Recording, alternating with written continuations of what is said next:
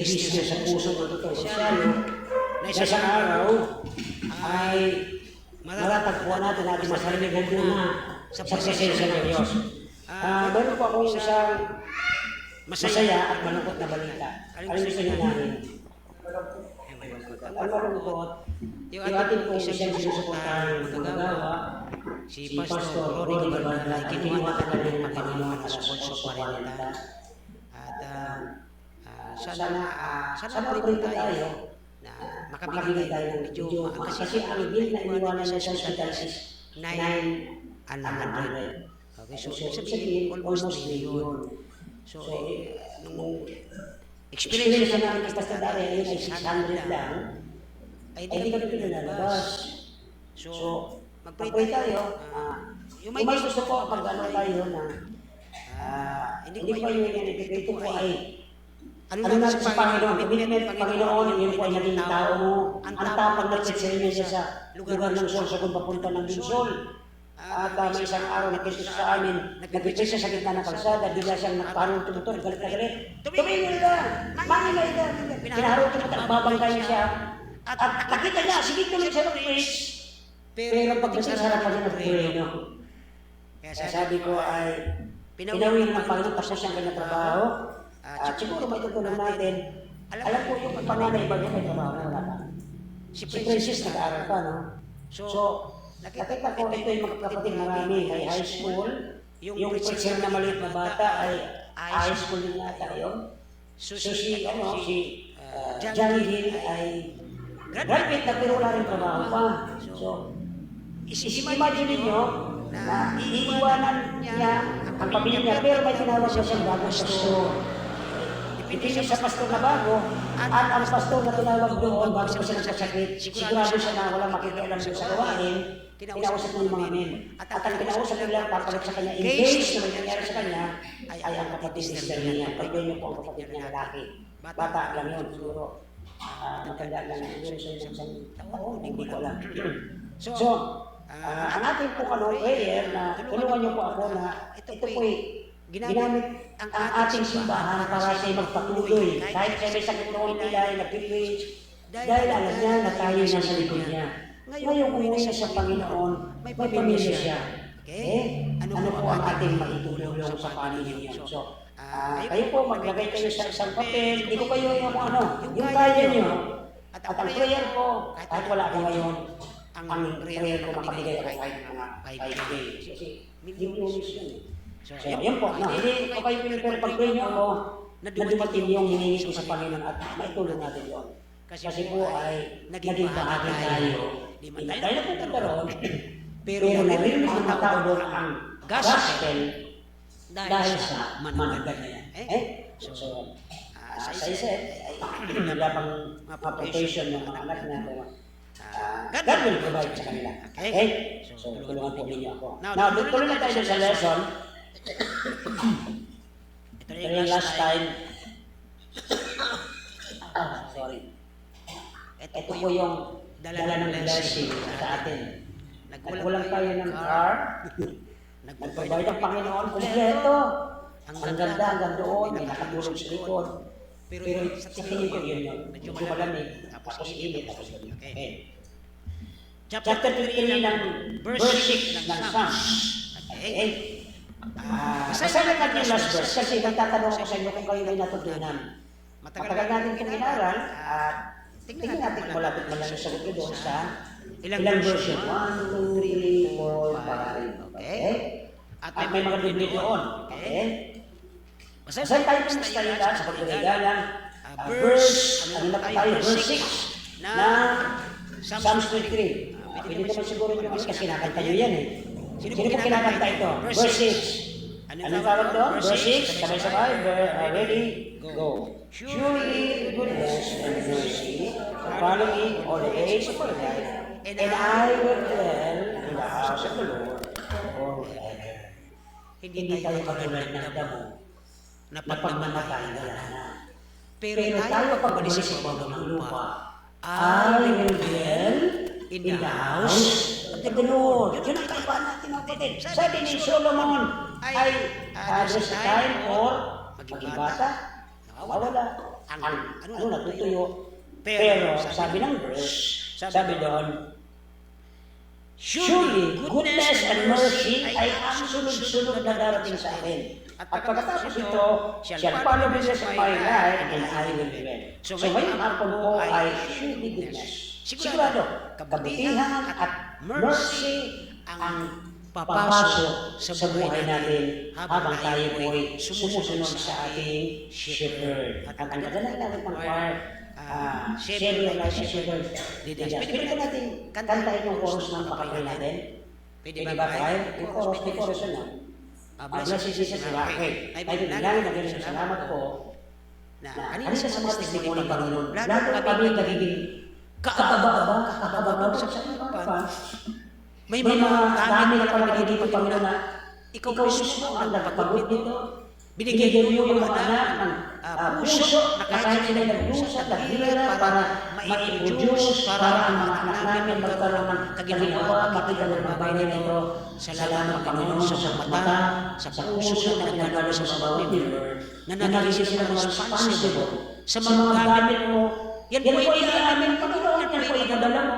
At nagkakaroon po ang mga bawat isa, lumalago na kami, nagiging kaming more responsible sa mga pinagkaloob mo, pinahiram mo, at pinadala mong mga gamit sa amin. Salamat po na ikaw ang aming pastor. Salamat na ikaw ay lahat ginagawa mo para sa amin para magkaroon kami ng kabutihan. At ngayong hapon, sigurado, goodness and mercy shall follow me all the days of our life. Salamat, Panginoon. Banal na Espiritu, aming Diyos, kayo po magbukas ng bibig ng iyong lingkod. Wala siyang kakayanan. Ganun po nakikinig sa pangalan ni Jesus. Amen. Medyo naubo ako. Now, review tayo ng konti. Verse 1, being the Lord is our shepherd, ano ang ginagawa niya sa atin? Number 1. Verse 1. Oh. Anong gusto sumagot? Dito o dito? What the Savior does according to verse 1. Oh, on your Bible please. Okay? Anong ginagawa ng Savior, ng ating shepherd, ng ating pastor? Verse 1. According to verse 1, He, ano daw? Okay, ano pa? Provide? Okay. Manakalagay doon, He make it me to lay down. Okay. Yeah, verse 2 yata yun. And then, dadalhin niya tayo. Saan? Beside the still, mga kapatid, yung still waters na ito, kung itong aralin nyo maigi, hindi ito literal na tubig. Ito po yung tinatamad ka na, pagod ka na lahat, patang-patang na katawan mo. Pero dahil nauuhaw ka, nakita ito ng shepherd, uhaw yung anak. Nagpe-prepare sila doon, di ba? Dinadala sila ng tubig. Ito po yung preparation ng Diyos. Pagbukas mo ng Bible, sabi doon, wow, nawala yung aking uhaw. Napulpil ka na, parang daming kulang. Pero nung nabasa mo ito, God prepare the still waters. And then, pangatlo, kapag tayo nahuhulog bilang tupa, nahuhulog sa mga malalalim na lugar, mga malambot, at pagtihaya siyang bumagsak, anong nangyayari sa kanya? Kawag siya ng kawag, ginagawa niya ang lahat. Matalino siya, aral siya, graduate siya, at marami siyang connection. Dahil nahulog siya doon sa mundong yon, ng malambot, maputik, at masama, hindi siya ano yun? Nakalimutan niyo na. Pag nahulog ang tupa sa lugar na ganito medyo malambot, hindi kaagad siya ahon.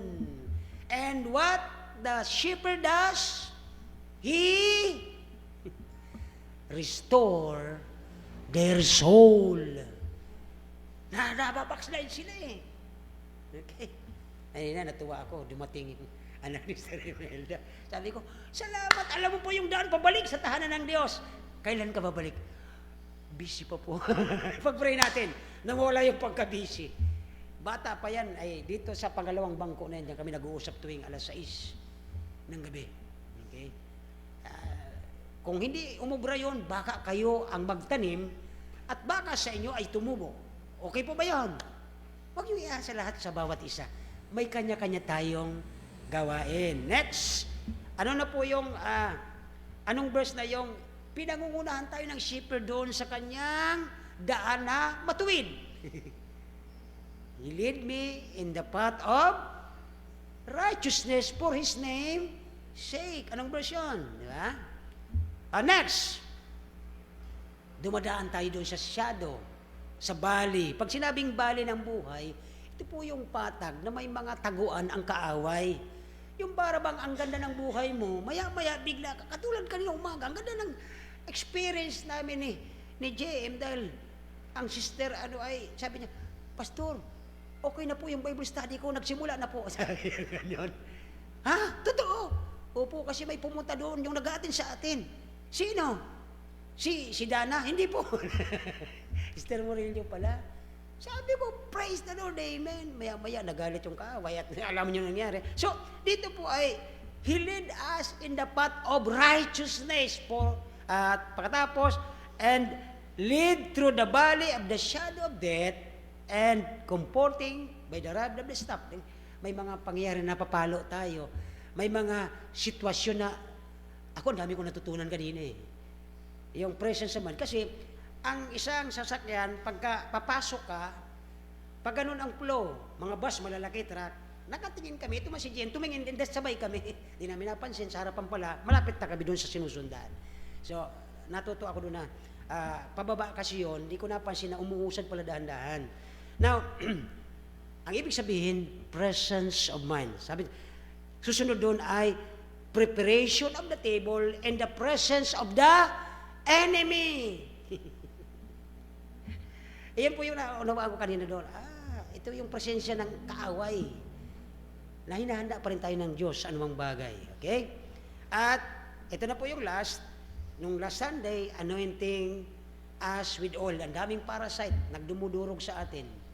At ito nga yung sa bagong kabataan ay bagong henerasyon, bago rin ang kanilang parasite na nangyari. Yung kanilang mga hilig doon sa alam nyo na, so yung nagiging parasite nila. Nagiging din silang paralisado. Dalawang yung parasite na umaagaw ng kanilang oras para sa Panginoon, nagiging paralyzed sila. Bakit? Nandula sa isang sulok yan, paralisado. Anong pangatlong P? Ha? Di ba? So, ayan na natin, baka kung saan naman mapunta. Now, dito ngayon po, ngayong hapon, at sabi ko nga sa inyo ay nabibless po ako sa lesson na ito. Number 1, yung goodness and mercy from the good shepherd.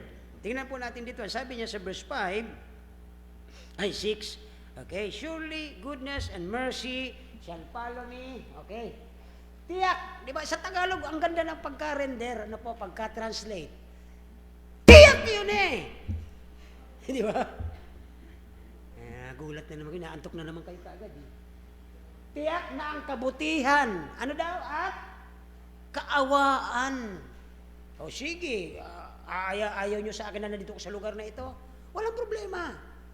Pero titiyakin ko sa inyo, ang kabutihan ng Diyos, mangingibabaw, all things work together for good to them that love God. Kahit magkaisa pa ang buong Pilipinas yan, durugin nyo po ang gawain ng Diyos, kaming mga manggagawa, wala kaming problema because, you know what? Tiyak, ang kabutihan at ano susunod?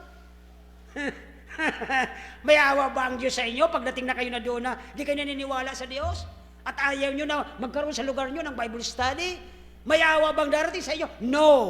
Ang judgment ng Diyos ang darating sa inyo dahil sa inyong katigasan na ayaw niyong maniwala na ang shepherd na ito gumawa ng paraan, ginawa mula verse 1 hanggang doon ang sinumang mananampalataya sa Kanya. So yun po ang mapapasin natin dito. Kaya ang isang mapapasin nyo dyan sa goodness ng shepherd dito, yung mercy toward the sheep, okay?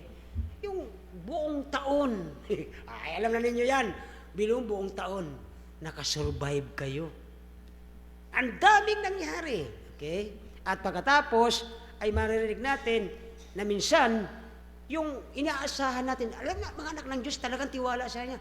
Tiwala tayo na ang Diyos hindi gagawa ng anuman laban sa ating kundi. Tiyak natin na lahat kabutihan darating. Pero alam nyo, pag dumating yung punto na kabaliktaran, doon naman nasusukat ang tupa kung gaano kaluyal doon sa kanyang Panginoon. Di ba? Again, ulitin ko po yung illustration ko nung nakaraan, ang mga tupa ng Diyos may 3 uri. Number 1, yung mga lagi pag ang tupa po naglilid ang isang pastor o shepherd. Okay. Check. Hello. Habang po siya naglalakad, nangungulo sa, halimbawa, sipol gamitin niya, o kaya tawag. Sasabihin niyo, let's go. Yung mga nasa unahan na madalas, kung mapansin niyo sa mga aso sa bahay, magkaiba ang tupa at ang aso. Pero kung pag-aralan niyo po ang mga shepherd sa eastern na yan, doon sa mga malamig na yan, yung nasa unahan yan, laging nagtatama ang kanyang mukha sa, nakadikit lagi sa paa ng pastor. Ito yung mga paborito niya. May pangalan ito. Kilalang kilala ng mga tupang ito ang kanyang boses. Ang tanong, bilang tupa ng Diyos, ganito baga tayo kalapit sa paanan ng Panginoon? Ayun ang masaklap. Kaya minsan nagtataka kayo, sabihin nyo, yun. Pag nasa kwarto ka at nakaluhod ka sa isang sulok, nasa paanan ka ng Panginoon. Amen. Nandun ka sa paanan ng Diyos, naninikluhod ka sa Kanya, malapit ka sa Kanya eh. Lord, tulungan mo ito eh. Lord, tulungan mo kami. So ito po yung unang uri ng mga klase ng tupa. Pangalawa, yung mga di mapakali. Parot, parito, kahit anong nangyari, sige lang yan. Bisa natawid pa yan ng ibang bakod, sa ibang simbahan, natry pa yan. Ganun po, ang pinaka-worst, ang pangatlo. Mga dis, ano yung dis na yun? This is the day. Ganun ba yun, Dog? Ano yung dis na yun? Dis, mga katikatingin kayo sa akin. Dis, contented. Walang kakontentuhan. Ang trabaho ng shepherd, magpakain. Oh, let's go, doon sa magandang kainan. Gagawin nila, talon doon sa mga nakahigang kahoy. Kaya nga nakakita na kahiga na yung kahoy, may problema na, di ba? Tatalon yan doon, akit-akit.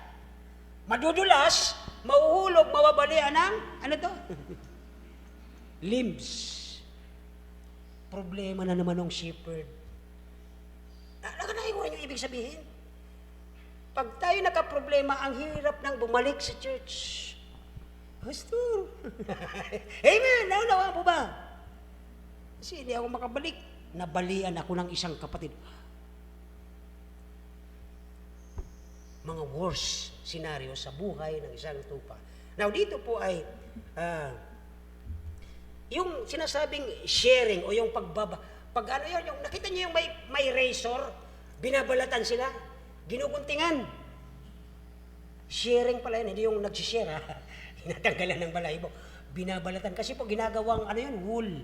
Ginagawang damit.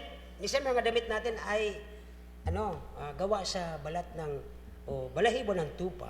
Now, pagparaho na po ng alis ng kanilang mga balahibo, hindi ito masarap sa buhay ng tupa. Nakakaunawa po ba?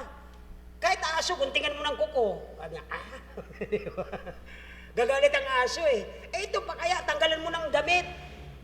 One time yung aso ni Tita Ruth, pinakalbo niya at ang nagkalbo, alam niyo kung sino? Nandito lang. Ayaw kong sabihin, baka ma-open. Niresor niya, kalbong-kalbo. Alam niyo yung takbo ng aso, yung buntot niya, itinatakip niya, pilit sa kanya mukha kasi hiyang hiyasa. Aso nga nahihirapan. Lalo na yung tupa, pagka binatanggalan, masakit sa kanila ito. Hirap na hirap sila nito eh. Naunawa po ba? Sana kung nandyan si engineer, magpapalabas siya ng mga picture na naggugupit. Diba? Siguro wala. Baka absent doon sa radio room. Okay. Now, tingnan niyo po mga kapatid. Pangalawang nahihirapan ang tupa. Okay? May nakita na ba kayo nito?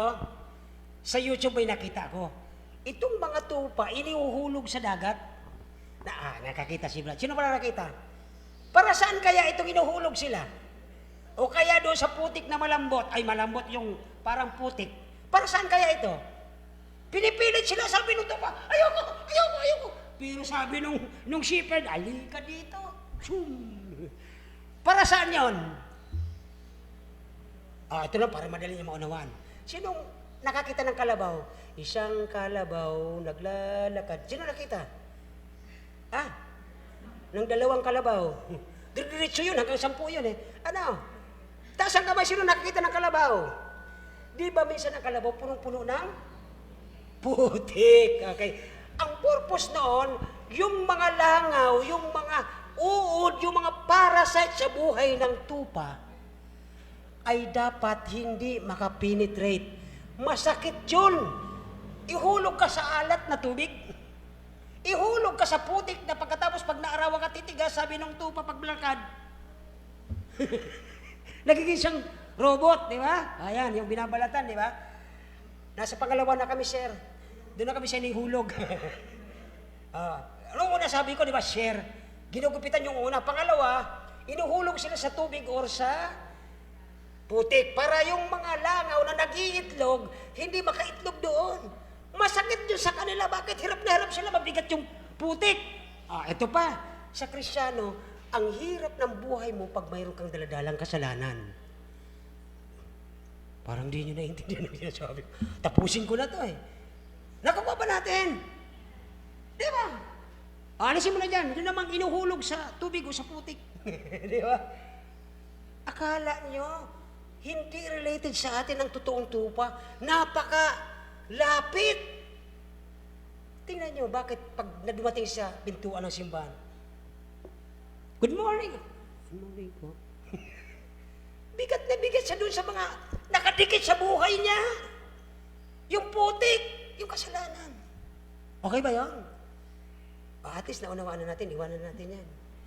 Pang-apat, ito yung binanggit natin kanina. Nangyayari na ito sa verse 3 yata o verse 4. Habang naglalakad siya patungo doon sa kanyang buhay tupa sa dark valley. Yung madidilim na daanan, may mga bush dito. Hindi yung tinatabag ni Moses na burning bush, medyo mataas na damo yun, maliliit na sanga, may nagtatago pala doon na kaaway.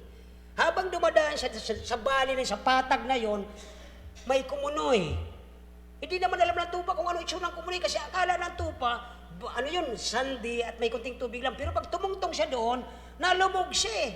At doon siya napuputikan at hirap siyang lumakad dahil mabigat ang kanyang buhay. Isip po yun sa dark valleys, okay? Through the mountain, ay minsan, pero imposible ito. Kasi bakit po, nung pinanganak ang Panginoong Jesucristo, nung time ng gabi na yon ay grabe ang snow. Hindi naman sila doon namatay ng gusto, okay? Okay, so, now, ito po yung nagbibigay takot sa mga tupa pag malalaki ang bagsak ng niebe. Alam ba yung niebe? Kasunod ng 8. Ayan, at least gising pa kayo. Yellow, amen. Kala ko kasunod ng 8 eh. Di ba? So dito ay, pag nahulog na po itong malalaking bilog, nagbibigay takot ito sa mga tupa kasi taglamig. Anong relation nito sa totoong Kristiyano? Di ba? Nagbibigay takot sa kanila. Ito po yung coldness. Pero alam nyo, ang mga totoong Kristiyano, hindi katulad ng tupa. Itong tupa, alam nila, pag bumabagsak na ang yelo, taglamig, ay delikado. Magkakaproblema tayo. Ang mga Kristiyano, hindi. Habang nagtataglamig ang puso niya, nakangiti pa siya. Sabi niya, yes, wala na yung mga toxic sa simbahan, di ko na sila makikita. O ba't ka natatawa? May possibility. Kasi taglamig na wala siyang pakialam, malamig na ang puso niya, malamig na siya sa Panginoon. Ay mabuti nga, di na kami magkikita. Okay ba yan? Pinag-uusapan natin tupa. Bakit kanya tingin niyo sa akin? Diba? Mukha ba akong lubok sa inyong mga mata? Hindi naman. Okay? So, ano pa mapasin natin pangalawa? Hindi lang mamayin sa pagdaan at paglampas ng panahon, ang daming nangyayari. Pangalawa po, okay? Samantalang nangyayari ang lahat ng ito, ulitin ko, while all this are happening sa buhay ng Kristiyano, okay? Ang tupang nandoon sa talagang totoong kanyang shepherd, sa nag-iisang pastor niya na nandoon siya lagi, through the course of the year, ano man nangyayari sa kanya, negative, positive, nahulog siya doon sa kumunoy, naputikan siya, hinulog siya sa tubig, nahirapan siya, ay mayroong confidence, siya po ay tiwala na ito ay para sa kanilang kabutihan. Biruin mo, ihulog ka sa tubig na maalat, ihulog ka sa putikan, for your good. Hindi yan para sa ikasasama natin. Kaya nga sinabi ng Bible, all things work together for good. Pero balatang ka, wala na tuloy. Balatang ka yung, minsan ang razor na ito, mayroon siyang naabot yung, siguro alam ko ito eh. Di ba ang balat natin para may pigsa? Para may butlig, para may pimples. Okay na? Minsan inaabot yun ng razor, masakit yun. Naalala ko si Pastor Darian, pag nagpapagupit yun, tinuturo niya kagad sa barber. Alam mo yung lugar na ayokong tatamaan ng gunting, ha?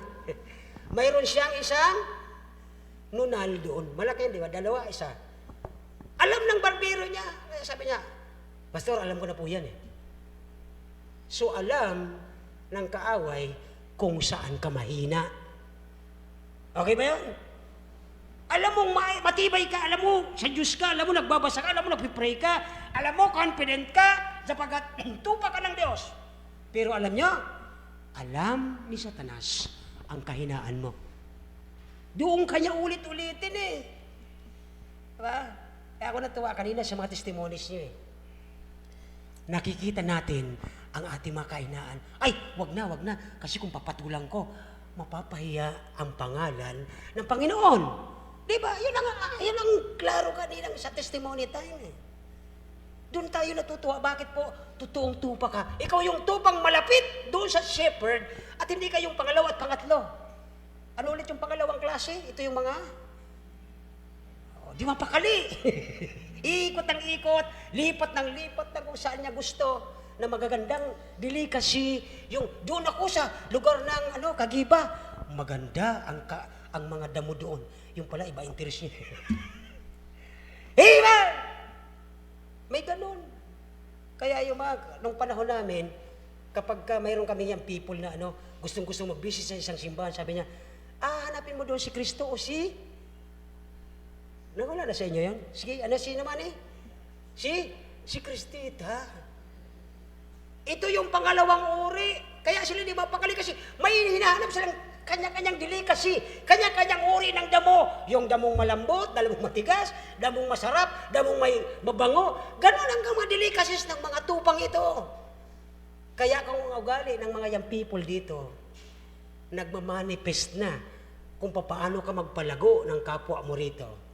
You are the same with this sheep na ang hinahanap ay delicacies. Kanya-kanyang uri ng sarap na nagbibigay sa kanya ng ginhawa sa kanyang lust. Okay po ba yan? Okay, magagalit siya. Kaya pinag-usapan natin yung mga tupang nagsasabsab na mga damong iba-ibang uri. Ang tanong ko po sa inyo, mga taga rito kayo, kinakain natin ang pako, di ba? Dati sa delicacy, ang sarap niyan pag sinisalad ng prayer date, pag nakakita sila ng salad na pako, tuwang-tuwa mga pastor. Pero alam nyo, isang tanong ang nag-arise. The late Pastor Ronquinho. Bakit sarap na sarap kayo sa pako? Damo yan eh, ba't nyo kinakain? Sabi niya ganyan, bantayan mo ang baka, kabayo, kalabaw. Hindi yan kinakain. Totoo hindi? Totoo hindi? Hindi yan kinakain ng kabayo, ng baka, ng anumang hayop. Tao lang kumakain. That is a delicacy. Naunawaan po ba pag sinabing delicacy? Yung hinahanap ng panlasa mo. Yung hinahanap ng espiritualong panlasa, iba. Sa nais ng ating pastor ang Panginoon. Okay po ba? Okay ba yun? Titig na titig kayo sa akin. Di ba? Okay ba? Kaya tinatanong ko kung okay sa inyo yun. Di ba? Talagang nangyayari po yun. Now, sa pangalawa, okay, ang Kristiyano makapagsasalita din ng surely goodness and mercy, sa Tagalog, shall follow me all the days. Mga kapatid, hindi half day ang tawag doon. Ang sabi doon ay, all the, ayun ka na naman ha, at least tumama ka, all the days of my life. Saan mo nakita na? Ba't di ka na nag-attend? sa tagal ng taon ko dyan, wala ako nakitang wala ka nakitang goodness ng Diyos sa tagal mo sa simbahang ito? Amen. Amen po ba? Mga kapatid, 20 years to be exact, nag-resign ako for my shepherd. Wala ako nakitang negative na nangyari sa buhay namin. Ayan ang mga bunga. Amen po ba? Makapagsasabi tayo, Kristiyano ka, surely goodness and mercy shall follow me all. Walang sinabing year doon, kapatid. Kasi pag sinabi mong year, at least a year. Pero all the days. Sister, ilan ka na? Amen. Diba? And all that years, all surely goodness and mercy. Diba? Sa mga mag-asawa, dumarating ang punto na nagka-clash. But all the days of their life, surely, sigurado. Ano daw? Goodness. Amen. Amen mo ba? Puro goodness yun. Bakit? Asawa ka? Tapos nagkaroon lang ng kahinaan asawa mo? Naging ang hindi goodness? Oh my goodness. Di ba? Yun ang goodness ng Diyos. Yun ang kanyang habag. At ano pa? Shall follow me. Mga kapatid, Jacob, halika. Halika, tayo, listo. Pag sinabi kong kanan. Diyan ka. One arm length. Okay, kanan. Kaliwa. Kanan. Mali ka. Shall, ano daw? Follow. Kahit anong faithfulness ng tatay mo, ano ang tapat ng mama mo, kung hindi ka rin marunong sumunod sa sinasabi ng Bible, you are none of the surely goodness and mercy. Kasi sarili mong gusto yun eh. Sabi ng tatay, kanan. Nagkaroon lang konting sequence, nataranta na. Yun po ang trabaho ng parent. Tatay at nanay, mananagot pa rin tayo sa pagpalaki natin sa kanila na lumalaki silang ang gagaling nila eh. Pag sinita mo, pagbalik niyan, may sagot na yan sa'yo ng iba na eh. Lalabas, ikaw ang may sala. Okay ba yan? Sana walang ganito sa mga anak natin. Sabi diyan, surely goodness and mercy shall follow me. Okay? Kasi ang sabi ng shepherd, ito yung gawin nyo eh. And why? Okay na. Sabi ng Bible, follow what the Bible says. Pero anong sabi nila? Diba? Anong ginagawa ng sumusunod sa atin? They are not following what the Bible says. Mas gusto nila yung kanilang, diba? Kaya minsan nagtatantrum eh. Kaya nga sabi ko, mas mabuti mawala na lang tong mga signal ito. Bumalik na siya dati. Pero hindi na po tayo mawawalan niya kasi bakit? Darating na po ang AI. Okay? Yung AI, malaking bagay eh. Kaya nga artificial, it is not from, hindi yan galing sa Diyos eh. Artificial. Alam yung ibig ko sabihin, di ba? Okay, so, dito po ay, you can say, Kristiyano ka, sigurado, susunod sa akin ang kahabagan at biyaya ng Diyos. Napakadali sa atin magsabi ng mga bagay na, mangyayari naman yan ng maayos eh. Kasi unang-una, graduate ako, dati ko nang alam yan. Saka, may mga kasama ako, naturuan din ako, alam ko na yan eh. Pastor, alam mo, paulit-ulit mo nang sinasabi ang pastor eh. Ito ang tanong. Minsan nagrereklamo ang mga anak natin, alam, paulit-ulit mo na po yan sinasabi. Pero alam nyo, nasusunod ba? O kayo makakasagot eh. Paulit-ulit sa mga pulpit, sinasabi, pero hindi talaga. Kaya nating all the days of our life na susunod ang nais ng ating Panginoon. Hindi talaga lahat eh. Pero ulit-ulit pa nga yan eh. Minsan, susunod na araw, itong mga young people natin ito, magmula kay Asil at ang mga pababa, si Ivan kasi, isa sa mga nagpipreach na rin dito, sila, susunod na yan eh. And I pray, harinawa, tulungan niyo po ako, nagpipray ako kung si David, mayroon po siyang discipleship clinic, at ito ang mga bunga niya na kumabaptize na sana po may lumitaw din sa mga babae din. O wala akong pinapakalanan, but I am trying to say, Lord, give us what we need. Okay po? Kasi mayroon tayo sa side ng mga lalaki. May isa pa. Mag-pray tayo.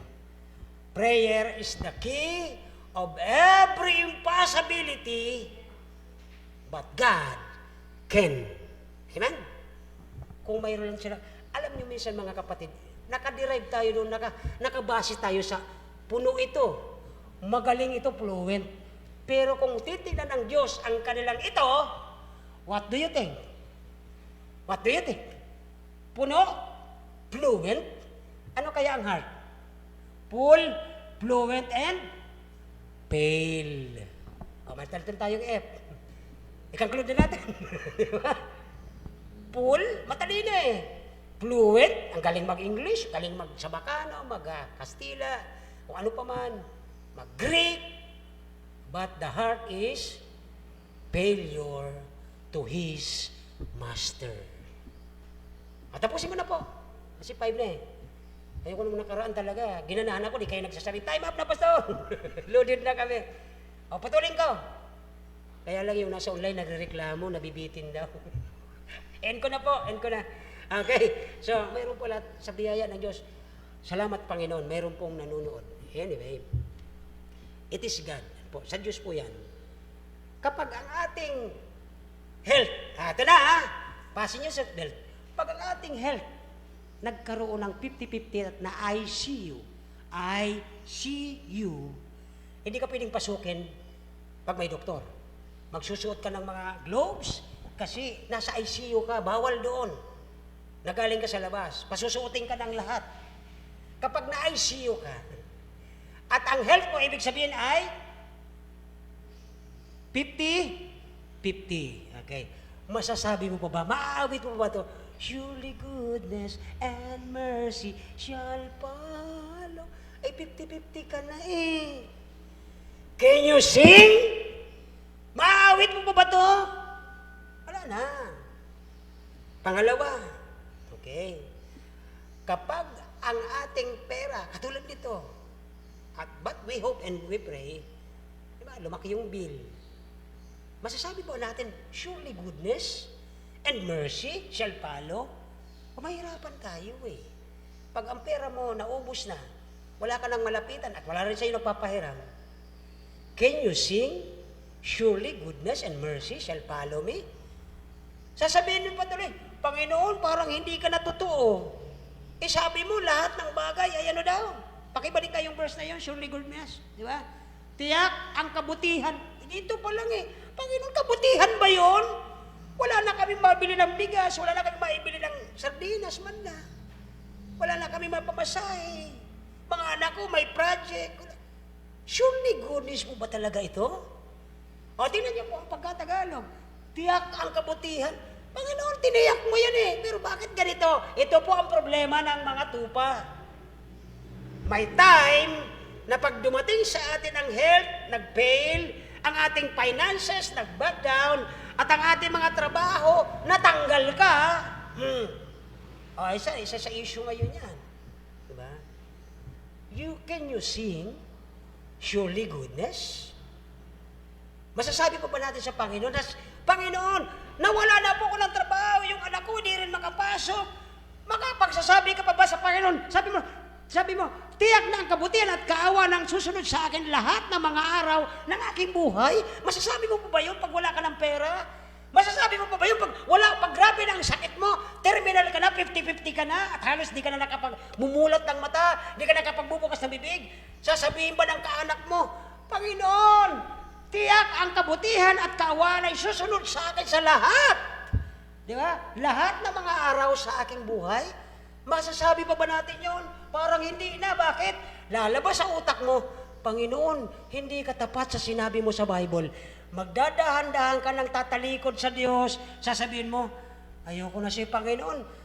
5 taon na akong nagsisimba rito. Ang sabi mo, tiyak na ang kabutihan at kawaan ay susunod sa akin sa lahat ng mga araw ng aking buhay. Tapos ito, yung mahal ko sa buhay, eto na, mamamatay na, wala kaming kapera-pera. Yun ang problema ng mga nagsasabing sa Panginoon sila pero nawawala ang pananampalataya. Pangatlong example, hindi lamang yung health natin, nagka-problema, hindi lamang nawalan tayo ng pera, hindi lamang tayo walang trabaho, ano pa? Kapag ka ang relasyon ba ng mag-aanak, magkakapatid, ay maayos pa, Lord, surely goodness and mercy ay darating sa buhay namin, sa lahat ng aming buhay. Pero pag nag-aaway-away na kayo, magkakapatid, masasabi ko pa sa Panginoon yan. Kaya kaninang nagpapatutuo dyan ang mga kapatid natin, sabi ko, ito na yung Panginoong lesson mo ngayong hapon. Ang sabi ng Biblia, tiyak na ang kabutihan at kaawaan ang susunod sa akin sa lahat ng mga araw ng aking buhay. Kasi sabi nila, kahit sila nahirapan, sila tuwang-tuwa sa Panginoon sapagkat kabutihan pala ng Diyos ang nangyari, hindi kasamaan sa buhay niya. May mga nangyari sa buhay natin na hindi natin gusto. Pero pinahintulot ng Diyos, bakit? Para matuto ka magtiwala sa Diyos. Hindi magtitiwala ka sa sarili mong galing, sa connection mo, may tiyuhin kang nasa kung saan, at sabi, ay, okay lang Panginoon, di mo ako tulungan, lalapit ako kay ganito. Yun po ang ibig sabihin. Kaya dito po ay, kapag wala nang oposisyon sa ating buhay, okay tayo. Pero pag may oposisyon sa buhay mo, may plano ka, biglang hindi natuloy, sabi mo, pambihira naman yan. Nag-pray naman ako. Sinabi ko naman sa Panginoon, bakit hindi nangyari? Kasi po, may mga iniisip tayo na akala natin, ikabubuti natin. Pero sabi ng Panginoon, there is a way. Anong sabi doon? May, that seemeth right sa tao, pero sa dulo nito, kapahamakan. Kaya pinipigilan ka ng Diyos na mahulog doon sa dulo ng kapahamakan. Yun po ang totoo. Ano po? So, dito, ay maliban na tayo po ay bilang mga Kristiyano makapagsasabi tayo sa Panginoon, sigurado ang okay, nawala dyan. Anyway, pero pagka tayo po, okay, ang ating kaisipan ay sumangalungat sa lahat ng nais ng Diyos, sigurado po hindi talaga tayo magkakaroon ng kapayapaan. Bakit? Sabi ng Panginoon kay Joshua, huwag kang kakaliwa, huwag kang kakanan sa aking gusto, dumiritso ka lang. Ay ang gusto naman ng ibang tao doon sa panahon ni Joshua, ay ito ang gusto namin. Di ba? Pinalis mo kami doon sa Egypto. Ang sarap-sarap ng ano doon, may bawang, may sibuyas. Dinala mo kami dito sa disyerto. Wala nga ditong ulam. Ang hindi nila nakikita, ang Diyos nagpadala ng mga pugo at itlog. Ibiruin mo nga. Pinaupong pugo. Di ba? Kumpleto sila, pero puro sila reklamo. May mga Kristiyano talagang ganyan minsan. Sabi niya, Panginoon, ngayong panahon, wala man lang kaming ganito. Pero di niya napansin, ang ganda niyang kanyang katawan, wala siyang pagpapa-ospital. Kaya alam niyo mga kapatid, ito po ang talagang totoong problema sa atin ngayon. Lahat ginawa ng Diyos, hindi mo lang napapansin. Dinala ka doon sa tamang mga tao, dinala ka ng Diyos sa tamang lugar. Sabi mo, parang hindi naman ako dyan. Ayoko naman yan. Kasi iba ang isip mo sa isip ng Diyos. Kaya ka pala dinala doon sa lugar na yun na tamang tao, tamang lugar, tamang mga kaibigan. Kaya lang ikaw sa isip mo, ay baka lulukuhin lang ako ng mga ito eh. Wala kang pagtitiwala sa Diyos na nagdala sa iyo sa lugar na yon. Kaya ka nagkaroon ng pagdududa. Yun po ang ibig sabihin ng verse na yon. Diba? Balik mo po doon sa verse 6. Sapagkat doon tayo, okay? Napakaganda nito. Pwede ba nating awitin yun? Surely goodness and mercy shall follow me sa lahat ng aking buhay. Hanggang sa ako'y kunin ng Panginoon, andun ang kabutihan ng Diyos. Akala lang natin masama kasi, nag-fail kasi yung decision mo kasi, hindi pagtitiwala sa Diyos, kundi pagtitiwala sa galing mo. Akala mo, kaya mo na wala ang Diyos, hindi ka po dyan uubra. Sabi po ulit ng verse, okay, pakibalik po, tiyak na ang kabutihan at kaawa ng Diyos ang susunod sa akin sa lahat ng mga araw ng aking buhay. Ito po ang maganda sa dulo. Di ba? Yung pangako ng Diyos, dahil sabi mo, Lord, alam ko, parang hindi ko to gusto. Parang masama ang nangyari sa family ko. Pero sabi niya, sa dulo, ang sabi po ng verse, at ako'y maninirahan saan daw? Ako'y maninirahan sa ano daw? Ay, salamat. Apihin ka man ng mga kapatid mo, hindi ka man bigyan ng tulong sa pangangailangan mo sa araw na ito, pero ang Diyos nangako. Sabi doon, sigurado, tiyak, ang kabutihan at kaawa ng Diyos susunod sa akin sa lahat ng araw na aking buhay. At ako'y maninirahan. Papaano yung mga inaasahan mong kaibigan na makakatuwang siya sa pangangailangan mo? Ano ang sabi ng Panginoon sa kanila? Kung hindi sila katulad natin na may pagtitiwala at ang Panginoon ang kanilang Diyos, ang sabi doon, titira tayo sa bahay ng Panginoon magpakailanman, pero yung mga taong inaasahan ng Diyos na tumulong sa kapwa at hindi nila ginawa, may pera naman sila. May tutulong naman sila. Sinarili nila ito, ang sabi ng Diyos, ang galit at puot ng Diyos nananatili sa kanilang mga puso. Pagdating ng panahon, alam nyo, wala nang time para sila magbago. Late na po sila. Kaya dito po ang panghuli, at di ko naman talaga kain tapos, first point lang tayo. Okay? Ang mga tupa, minsan, ang mga anak ng Diyos, ang mga mananampalataya ng Diyos, kadalasan po mga kapatid, natutukso din. O sino sa inyo din natutukso? Taas ang kamay. Lahat tayo natutukso. Sabi dito, okay? They are madalas tempted to act like a certain o kakaibang tupa. Okay? Iba-iba. Ang iba sa kanila ay mga fearful at sila po ay tumatakas mula sa pag-aaruga ng Diyos. Ito po yung ibig sabihin ng verse na ito. Di ba? Bakit ang iba tumatakas sa pag-aalaga ng Diyos? Inilagay sila ng Diyos dito, nakilala natin, dinadala natin, kaibigan natin, mahal sila ng Diyos, kasi nga, di nila kilala ang kanilang Panginoon, mamatay sila, sa impyerno sila. Pero pag makilala nila ang Panginoon bilang Panginoon nila, langit sila din uuwi. Ito ang naging problema sa mga dinala natin sa panan ng Panginoon para makilala siya bilang Panginoon. Sabi niya, ayoko dito sa inyo, boring. At saka, yung gusto ko, hindi ko magawa dito kasi gusto ko yung katulad ng ginagawa ng mga tao sa labas. Ay, hindi ka anak ng Diyos, pag ginagawa mo yung gawain ng mga taong labas. Ang ginagawa ng mga anak ng Diyos, righteousness o kabutihan, kabanalan ang gusto ng Diyos. Sabi niya, ayoko dito. Kasi hindi ko magagawa yung gusto ko. Ano-ano po yon? Yung gusto ng laman. Di ba? Ayaw ko na magbanggit kasi. Alam niyo na. So dito po ay tumatakas sila sa pag-aaruga ng Diyos. Kaya nangyari, alam niyo, yung prodigal son, nung tinalikuran ang kanyang ama na napakayaman, yung tatay niya, habang naglalakad yung anak niya, ang lakas sabi niya, sana bumalik ka anak, nandito sa akin ang kayamanan eh. Di ba? Hiningi niya yung mana niya, ama akin na yan, kasi akin naman talaga yan eh. Gagastusin ko na ngayon, kailangan ko na. Ganun po ang mga alibughang anak ng Diyos. Gusto nila, yung gusto ng puso nilang dapat magawa, hindi yung kung ano ang plano ng kanyang ama. Kadalasan ganyan ang mga Kristiyano. Kaya dito po ay ang karamihan sa mga tupa natatakot doon sa mga bagay na sinabi ng Bible, sabi niya doon that the Lord is my shepherd. Pero ang sabi niya, pero alam ko kung saan ako pupunta.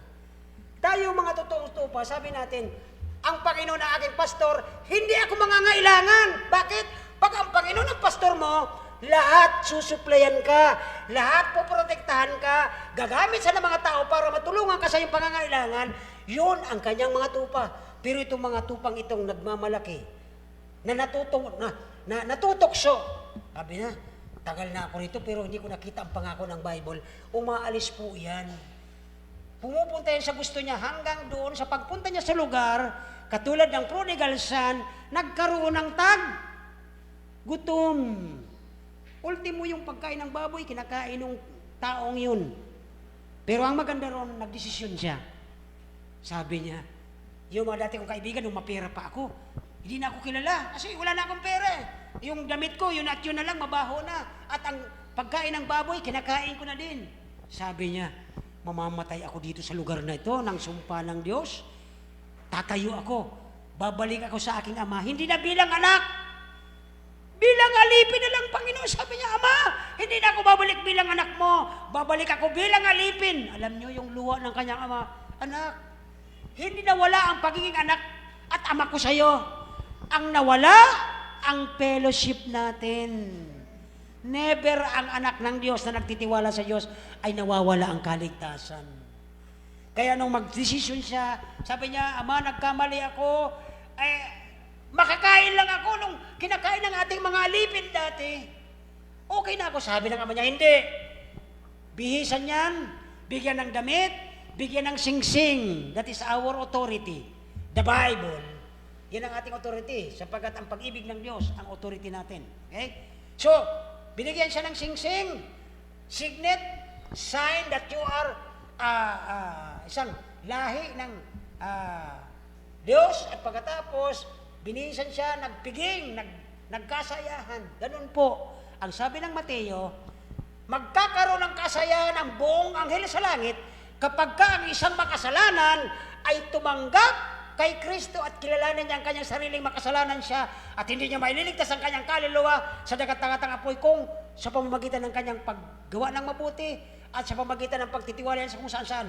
Ang totoong kaligtasan pong sinasabi ng Bible, ang paniwalaan mo ang ginawa ni Kristo sa krus. Namatay siya doon, nagdusa siya, dinurog ang kanyang muka, sinaksak siya, pinatay siya ng mga taong makasalanan dahil binayaran niya ni Kristo sa krus ang kasalanan mo at kasalanan ko. Yun ang katotoong kaligtasan. Ang titingnan ng Diyos Ama, pagdating natin sa harapan niya, ang Diyos sa puso mo na nagbayad ng kasalanan mo sa krus. Hindi yung reliyon, hindi yung pagiging mapagpanalangin ka, hindi yung kung ano-ano. Kaya dito po ay natitim tayo, natutokso tayo, pero ang Diyos o ang shepherd alam na ikaw po ay napahamak. Kaya tutulungan ka pa rin ng Diyos. John chapter 10 verse 11, sabi niya doon, I am the good shepherd. Siya ang mabuting pastor.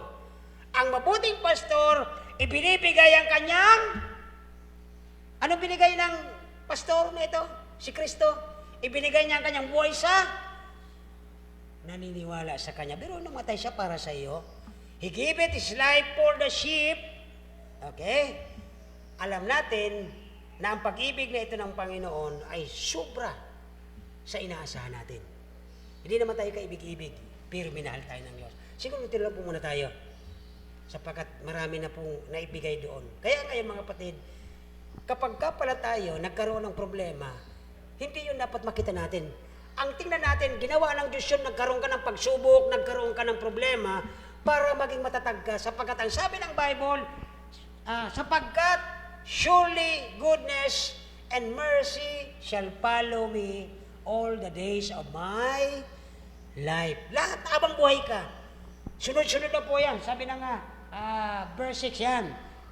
Habang nabubuhay tayo, kapag naniniwala ka sa sinasabi ng Biblia, tiyak, sabi ng verse, di ba?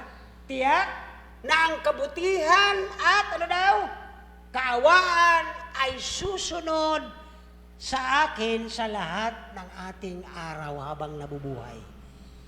Ikaw ba ay tupa ng Diyos? Ikaw ba ay tagasunod ng Diyos? Lahat ng mabuting bagay, makakamtan mo at ang kanyang kaawaan. At sabi niya, sa lahat ng oras. Bago tayo mag-pray, awitin natin yung chorus ng ano yun. Sa lahat ng oras ba yun? Nasa chorus na ba yun? O sige, buuhin na lang natin para makuha natin ang ibig sabihin. Ang Panginoon ang ating pastor. Okay? Awitin natin bago tayo mag-pray. At isa-isay natin po ito. Okay?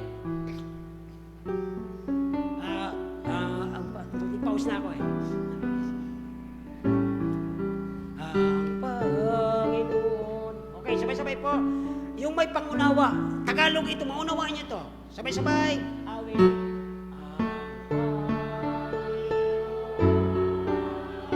Aking pastor, di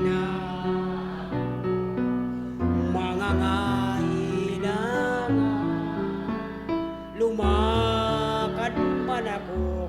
Daming disgrasya, ang daming mga pandarambo. Kadiliman ako'y sa ating daan. Ang Panginoon po yun. Next. Akin ko andas ng panganib. Ako'y wala ng katatakutan. Bakit? Bakit? Malo sa akin. Yan yung mga pagsubok. Nasasaktan tayo. Yan. Papawiin.